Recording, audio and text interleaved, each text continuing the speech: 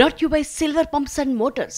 Top quality और consistent performance के लिए सिर्फ सिल्वर पंप्स नाम याद रखना. కాంగ్రెస్ బీఆర్ఎస్ మధ్య డీల్ కుదిరింది. రేవంత్ దిగిపోయి కేసీఆర్ సీఎం అవుతారు అంటూ సంచలన వ్యాఖ్యలు చేశారు బీజేపీ నేత ఎన్బీఎస్ఎస్ ప్రభాకర్. అయితే ఆ వ్యాఖ్యలకి కౌంటర్ ఇచ్చారు ఎమ్మెల్సీ అద్దంకి దయాకర్. ఇప్పుడు కాంగ్రెస్ పాలన మొదలై 15 నెలలు దాటింది. ఒక్కొక్క సంఘటన, ఒక్కొక్క కుట్ర, ఒక్కొక్క కుతంత్రం, ఒక్కొక్క కుంభకోణం బయటకు వస్తూ ఆ పరణ విచారణ సంఘాలు అడుగులు ముందుకేస్తూ ఉంటే అక్కడి నుంచి ఏం చేయాలి అన్నటువంటి ఒక వ్యవహారంలో భాగంగానే డీల్ కుదిరింది, రాజీ జరిగింది. జూన్ 2 తర్వాత కానీ డిసెంబర్ 9 తర్వాత కానీ నేను డేట్లు కూడా ప్రస్తావిస్తున్నా.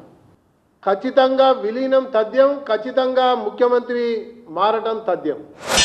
ఈ మాటలు ఎక్కడ నీకు ఎవరు చెప్పిండ్రో చెప్పు ప్రభాకర్. కాంగ్రెస్ మీద విషం జిమ్మడం తప్పితే నేను అంటున్నా. జూన్ 2 డిసెంబర్ 9 మనం చూద్దాం. జూన్ 2 అంటే ఇంకొక నెల రోజుల లోపే ఉంది. ఏమండి, ఇప్పటి నుంచి నాకు ఇంటి పనిలో కొంచెం ఎక్కువ హెల్ప్ చేయండి. ఎందుకు? నీకు జాబ్ దొరికిందా? నాకు నేనే బాస్ అవ్వాలనుకుంటున్నా. ఎలా? బాస్ వాలా బీ ద బాస్.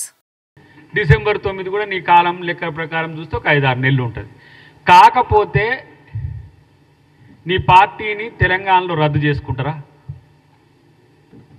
బీజేపీ పార్టీని తెలంగాణలో రద్దు చేసుకుంటారా? ఎందుకు పనికిరాని చేతగాని మాటలు? సోనియా అమ్మ మాట ఇచ్చింది అని చెప్పన్నాడు. ఆమె మాట నిలబెట్టుకుంది అని అన్నాడు. నేను మాట నిలబెట్టుకోవాలని చెప్పని అన్నాడు కేసీఆర్. ఇక హరీష్ రావు ఏమో కేసీఆర్ నాయకత్వంలో పనిచేస్తానని చెప్పన్నాడు.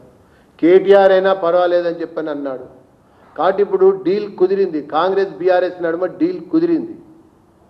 ఇక కేసీఆర్, కేటీఆర్, హరీష్ రావు మధ్య రాజీ కుదిరింది. ఇక మిగిలిన తరువాయి భాగం ఏంది? అధికార మార్పిడి, పార్టీల యొక్క విలీన కార్యక్రమం. ఇప్పుడు కాంగ్రెస్కు బీఆర్ఎస్ను అంటగట్టాలని చూస్తున్న మీకు నిజాయితీగా నీకు దమ్ముంటే ఇది ఎవరి మధ్యన డీల్ జరిగిందనే విషయం, డీల్ ఓకే అన్నావు కదా, ఎక్కడ జరిగిందో చెప్పే ప్రయత్నం చెయ్యి. ఇట్లనే గతంలో కూడా ఒక కారు కూత కూసి అంతా ఇక ఏమైందో నీకు తెలుసు. ఇప్పుడు నేను అంటున్నా, గతంలో కూడా నేను ఛాలెంజ్ చేసిన. ఈరోజు మీరన్న మాటల్లో అబద్ధం అనేది లేకుంటే మీరు ఆ వివరాలు ఎవరితో జరిగినో బయటపెట్టి బట్టగాల్చి మీదేస్తే ఈరోజు పరిస్థితి ఎట్లా ఉంటుందో గమనించుకోండి.